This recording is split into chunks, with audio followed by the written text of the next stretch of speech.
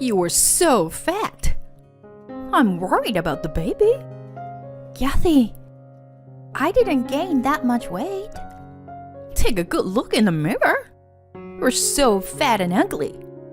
I can't believe you were going to be a mother. I feel so sorry for the baby. Kathy, my mother-in-law gave me a nasty look and said insensitive words. I'm finally pregnant with the child of the love of my life. I had finally gotten through a difficult pregnancy. Kathy's insensitive words were exhausting me both physically and mentally. I want to think about my child first, but I can't afford to do so. I can't take this kind of life anymore. Do I have to endure my mother-in-law's words for the rest of my life? Just when I was about to give up, a single phone call would change my destiny. My name is Allison. I am 32 years old. It is no exaggeration to say that I am at the peak of my happiness. So much so that I was surrounded by happiness. The reason being the new life I was carrying in my belly. I was expecting a baby with the love of my life, my husband Oliver. Oliver and I had been married for almost 5 years. We both loved kids, so after we got married, we just went with the flow and kept trying to conceive a baby. But after a year or two, there was no sign of pregnancy. I thought it was strange, so we had a medical checkup as a couple. I found out that I had a constitution that made it difficult for me to conceive. At the time, I was so shocked that all I could do was cry. I immediately started fertility treatment, but even after a year, there were no results. In addition, regular phone calls from Kathy kept coming. Allison, are you pregnant yet? I'm sorry, but I was wondering if we could spend a little more time together as a couple. Is that your excuse? You're not infertile, are you? Well, that's... Don't tell me you are. All my friends have grandchildren. We have to have ours soon too. Otherwise, I feel like an idiot for allowing my son to marry a normal girl like you. Sorry, I'll do my best. Don't make me say it every time. What a foolish wife you are. Kathy's words pricked at my chest and steadily drained the life out of me. My body was getting thinner and thinner, and I couldn't even eat. I didn't want to worry Oliver unnecessarily, so I can't even talk to him about Kathy. I couldn't really relax even when I spent time with him. I took it out on him even though it wasn't anyone's fault. I hated myself every day, but Oliver never once blamed me. He always gently took my hand and said in a soft voice, Allison, it's gonna be okay. Don't be so hard on yourself. What's okay? People ask me all the time if we are having a baby soon. There's no way you can understand how I feel. I'm sorry, I don't. But I do want to have kids too. We can't do that. That's why we're doing this. If this is how it's gonna be, we should just get a divorce. When I was about to say that, Oliver shouted no. He hugged me tightly and continued slowly in a voice that sounded like he was about to cry. It's true that I want to have children, but I married you because I love you, not because I want kids. Don't forget that. What's the point of you being with me if we can't have kids? It doesn't matter. Even if I knew from the beginning that we couldn't have kids, I would have still chosen you. I can say that with all my heart. So don't blame yourself about it anymore. Oliver. Looking back, I don't think I've cried so much since I was a kid. I was screaming and crying like a baby. Oliver gently wrapped me in his arms. That's when I decided to stop fertility treatment. And to my surprise, a few months later, I found out I was pregnant. The pregnancy was discovered by a test while Oliver was on a business trip. I was so happy, but I couldn't tell him right away. What if the baby wouldn't grow up healthy? At least I would tell Oliver when I got the baby's heartbeat. A few weeks later, they checked the baby's heartbeat at the hospital. I heard it pulsing much faster than an adult. And even though I was in the middle of a medical examination, I burst into tears. A few weeks later, they will check the baby's heartbeat in the hospital. When I told Oliver that night that I was pregnant, he froze like a stone. What did you just say? I'm pregnant. Are you serious? This is the happiest I've ever been. We're finally going to be parents. Thank you, Allison. I'm so happy. Thank you so much. Oliver hugged me tightly and tenderly. We hadn't laughed and cried together since the day Oliver proposed to me. It's been about 6 months since then, and my belly has grown a lot.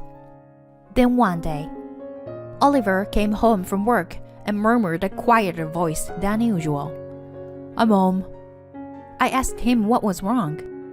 He held his head in his hands and slowly opened his mouth. I was suddenly asked to go on a business trip next week. A business trip? Then it's nothing out of the ordinary. I'll be fine. It's a month. A month? Actually, another employee was supposed to go, but he's in the hospital. He and I are the only ones who know about the client. I see. So there's no one to replace you. My husband nodded his head in response to my question.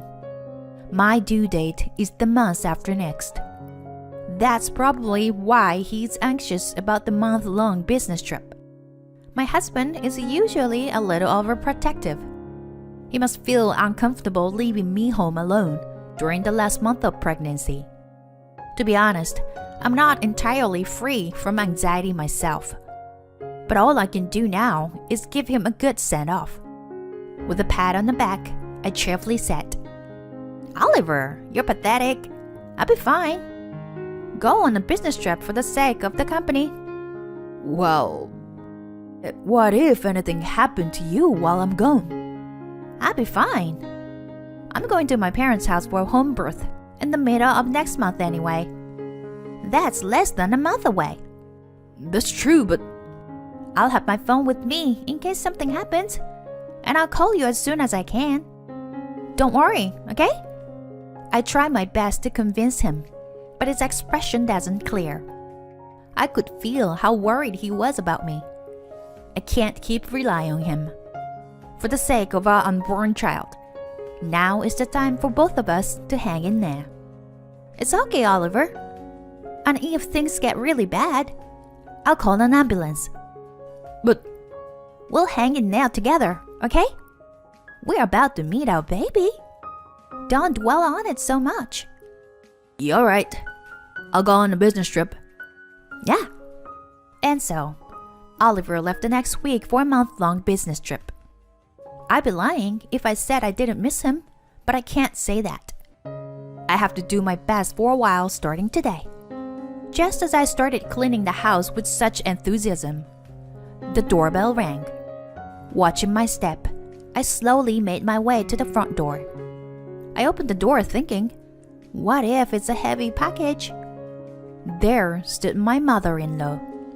Oh, Kathy? You're late. Sorry, I was just cleaning up a bit. Just let me in. What? Kathy? She pushed me out of the way and entered the house and looked around the room. She immediately started to make sarcastic remarks. You're skipping chores just because you're pregnant, aren't you? There's dust in here. I'm sorry. I just started cleaning. Don't be so quick to talk back. I came all this way to check on you while Oliver's gone. Oh, thank you. But I'm fine, so... You're not fine. You are a foolish wife. I don't know what you'll do if I don't keep a close eye on you. You don't have to. You're not saying you don't want me to come, are you? She glares at me sharply. I choked on my words at the sharpness of her stare, and she gave me a winning smile. While Oliver is on a business trip, I'll come and check on you every day. What? Every day? Yes. You should be grateful. And don't say anything unnecessary to Oliver, okay? Well, I don't think you need to come here every day. I can't have you slacking off just because you are pregnant. You live on my son's money, so don't you dare complain. My hell began that day. Kathy came to my house every day and started looking for something wrong. If there was even a single piece of trash on the floor, she would abuse me mercilessly. Just because you have a belly doesn't mean you can skip cleaning the floor. Why do you make me say the same thing over and over again? Pregnancy is not a disease, okay? As a housewife, you are supposed to take care of the house perfectly. No matter what I do or say, she complains. I do my chores as I'm told, and she always complains. By the end of the week, she even started to criticize my appearance. I'm worried about the baby being born from someone so fat. I didn't gain that much weight. Look at yourself in the mirror. You're so fat and ugly. I feel sorry for the baby. That such a person is the mother. I was so shocked by this comment that I cried right in front of her. But she never apologized and acted as if it was my fault. After a while, I couldn't stand it any longer. I decided to go back to my parents' house. When I called Oliver to tell him about it, he asked me anxiously, "You're going to your parents' house earlier than planned? Did you and Mom have a fight?" "No, it's nothing like that." Mom was all set to go check on you. Was she being annoying? Maybe you were tired from all the attention. "No, I'm fine. It's just that lately, I've been having a lot of stomach cramps. I thought I would take it easy and go home to my parents." I see. Okay. Then, call me right away if you need anything. I've told the company that you were pregnant. Okay, I understand. Thus, I succeeded in getting away from Kathy. Only a few days after returning to my parents' house, I went into labor much earlier than expected, probably because the tension in my body had been eased. I called Oliver, and my mother drove me to the hospital. It was hard to believe that this was my first delivery. A few hours later, a beautiful baby girl was born. About an hour after the birth, Oliver arrived at the hospital. When he saw our daughter, he was crying and smiling. "She's so cute. Thank you for all your hard work, Allison." "No, it's her who did the hard work. Even the labor pains that hurt so much blew away when I saw her face." Mothers are strong, aren't they? Oh yeah, I have to call my mom too. "I will. She told me to call her when the baby was born." I picked up the phone that was under my pillow and called her. I was feeling a bit overwhelmed, but having Oliver next to me helped a lot. I put the speaker on just in case and waited for her to answer. A few seconds later, I heard a blunt voice say, "Yes?" "Hi, Kathy. I'm just calling you to let you know that the baby is born." "Oh yeah. It's a boy, isn't it?" "What?" "So it's a boy, right? He's gonna be the heir. So it doesn't make sense if it's a girl." "No." "You're not telling me that you gave birth to a girl, are you?" Surprised by his mother's behavior, Oliver froze with his mouth hanging open. I was convinced that now was the time to take revenge. If I let him hear what Kathy said directly in front of him, it would be solid evidence of Kathy's bullying. "I'm sorry, Oliver, but I have no choice but to do this now." I dared to tell her clearly, as if to bring out her true nature. "She's a girl. with eyes much like Oliver's. She's a pretty girl. Beg your pardon? I said I don't want a girl. Don't say that. Because it doesn't matter what gender the baby is. You've got to be kidding me. What's the point of allowing you to marry Oliver? You are infertile and gave birth to a girl. What a useless woman. Please, don't talk like that. Then she yelled at me. That's enough. A fool like you should stay at your parents' house. What? There are plenty of wives to choose from Oliver. I'll find a more obedient and lovely woman for him. I see. But rest assured, I will not be seeing you again. Huh? What are you saying? As if to interrupt her words, Oliver finally spoke up. I knew that Oliver's patience was about to reach its end. When Kathy heard Oliver's voice, she uttered an inarticulate sound. I could sense that she was clearly upset. Oliver? Aren't you on a business trip? It's only natural that I would come to the hospital to see my baby. Right? But more importantly, what was that? Well, you told me you were worried about Allison. And yet, here you are. You've been bullying Allison. No, Oliver. It's a misunderstanding. A misunderstanding? You've got to be kidding me. What you've been doing is bullying. I've never seen him so angry. And even I'm terrified of him. Kathy started pleading with him to somehow get him to forgive her. Oliver, please, will you listen to me? I was really worried about Allison and... That's enough. I didn't think you were such a horrible person. No, I'm not. I visited Allison every day to check on her. I know you were just trying to bully her. I was a fool to believe you. I despise you with all my heart. I doubt we'll ever see each other again. But I wish you the best of luck. Wait, Oliver! Please! Her voice trailed off as she continued to call his name. Hanging up unilaterally, Oliver sighed loudly and bowed his head to me.